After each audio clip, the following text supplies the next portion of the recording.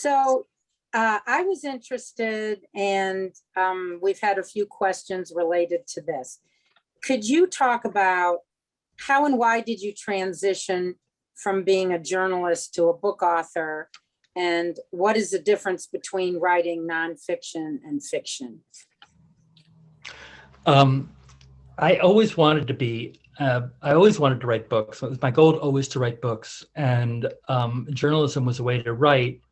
And BusinessWeek was a fabulous place to work and to learn and to be with colleagues. And it was a great period of my life, but I did not like writing for BusinessWeek. I did not enjoy the weekly news format. I found it very constricting.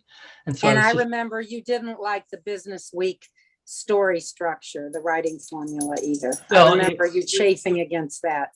It went like this. Joe is having troubles doing this in this town. Joe is not alone. Indeed, from Patagonia to Alaska, people like Joe are now changing the economy, convulsing whatever. It fit into a formula that I didn't enjoy writing. And so I was always looking for a way out, and I always wanted to write books. So as far as the transition went, I did a cover story at BusinessWeek on sort of the future of the data economy, and I pitched that as a book, and I got a book contract, and I loved the freedom of reporting and writing a book so much more than I enjoyed journalism.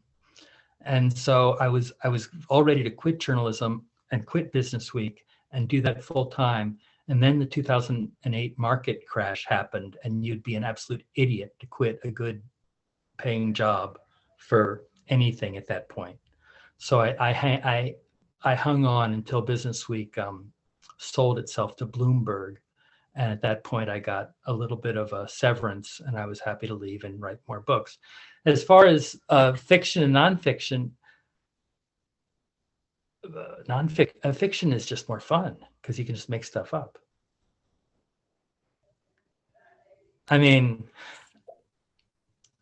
when I was writing for BusinessWeek, I would have maybe 3 or 4 little turns of phrase in a story that I liked, that I would call my jokes. They weren't really jokes, but they were just little touches that I liked. And I remember I'd go through the feedback the next morning, and I'd say to my wife, none of my jokes got through. And in writing fiction, all of them get through. So what's not to like?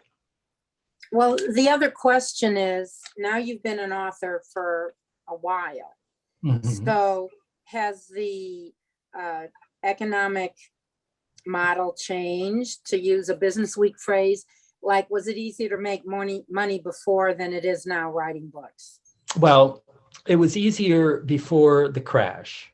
When I sold my first book, The Numerati, Houghton Mifflin sent me on an 11-city tour, and there were people picking me up and taking me to hotels, and it was like from a different age. Now, 2 things have changed since then. One, the market crash of 2008 and the slimming down of publishing spending. They don't spend. And second, my book wasn't a bestseller, and I've never written a bestseller. And so as an author who doesn't write bestsellers or isn't known for it, I can't get the kinds of advances that I could live on just for myself. And so I've gone to writing books for people, or with people, and I get more money that way, and I can make a living at doing that. I just had a meeting this morning with my agent, and I have this and one other guy, a source, and I have this great idea for a book, and it might catapult me to the top again, where I'll get an 11-city tour. But right now, if you're not a best-selling author, it's hard to make it writing for yourself under your own name uniquely. Okay, so Steve, now I'm going to start asking some questions from the chat. Okay. So well, this is just a comment. Somebody writes, donkey show is what Rubio calls the January 6th committee. But somebody else, Paula asks, Paula Dwyer, the OPC president, my question goes to the huge number of murders of journalists in Mexico in recent years. Why so many? Why now? And why can't the government stop it? Well, first of all, let me preface this by saying that I'm not an expert on Mexico at this point, if I ever was one. And so I've been off the beat for a long time now. And what I say, you take it with a grain of salt. And if Alfredo Corchado was on this call, speak up. I don't know if he is, but he was a colleague of mine in El Paso and is now has had a distinguished career writing books and works for the Dallas Morning News in Mexico. So what's happening? Drug cartels control much of the Mexican territory, and they have wars, and that leads to enormous deaths. Like El Paso, Juarez became one of the world's most violent cities. Like, it was more dangerous than Baghdad in the late 2000s. And that's because the war was happening between two cartels. And so if the government can't control the violence because the government doesn't control a whole lot of the country. And that's the sad part. And in this book, we talk about a drug lord that he's just a small player compared to the ones today. And they're running governments of a sort. They provide social services. It's very sad. I don't know what the answer to it is. And I don't think NAFTA is to blame. But I will say that there are unforeseen consequences of things like NAFTA. If you bring in the expectation that you're going to clean up the police, then you fire corrupt cops that have been living off a corrupt system. Where are those cops going to work? You've got a bunch of people who are probably going to join forces with whoever's going to pay them. So. Okay. So Steve Ham asks, the plot is so intricately woven. How did you construct it? Did you map most of it out ahead of time, or did you make it up as you went along? I made it up as I went along. I started out with the premise that this guy had written a bad story, gotten a death threat, and had to work his way out of it. And then I started writing, because in my experience, if you spend too much time trying to, first of all, you learn about the characters as you write, and they start doing things that you wouldn't have imagined otherwise. So no, I didn't map out too much of it.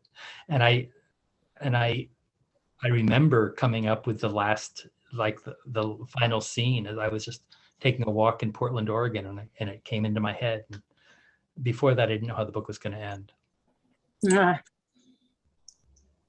So another question is, when you discussed the bad behavior of the journalists in your book, and they were in a local newsroom, how would you describe the state of local journalism today? Oh, it's horrible. The whole economic model has died. I think the big corporations that owned local newspapers were busy killing them even before the internet came around. I think they were firing people and reducing costs and living off the sort of the legacy income from classifieds and other advertisers. And until then Craigslist. Then Craigslist came and they lost that. And so I'd say we need a new economic model for local journalism. My son, Jack Craver, is in Austin, and he covers local news in Austin, Texas, and has a newsletter, and he sells subscriptions for $100 a year. And so he runs a one-man news operation. And I think a lot of people are doing that. There's a lot of newsletters that are taking off, and it's not the answer, but it's one answer to the covering local news, because there's this huge gap where newspapers used to be. And, you know, local newspapers often didn't do a great job, but a lot of them did a pretty good job. And another son is also in journalism, is that right? Or no, Henry overseas? is a photographer, and during COVID, he was all by himself in El Paso. He was covering the border with his photography, and he was locked. He decided to learn Romanian, and that led to he's got a fellowship now to work in Moldova for a year. And that's going to be an interesting place to be. It's surrounded on three sides by Ukraine, but they speak Romanian with a Russian accent. Well, your comments about newsletters are very interesting, because I started in newsletters at McGraw-Hill before I went to BusinessWeek, as did some others of us. And it was most of them were some energy or health related, and they made a lot of money. And some of them, you know, still exist, and it's kind of full circle. So let me go on with the questions. So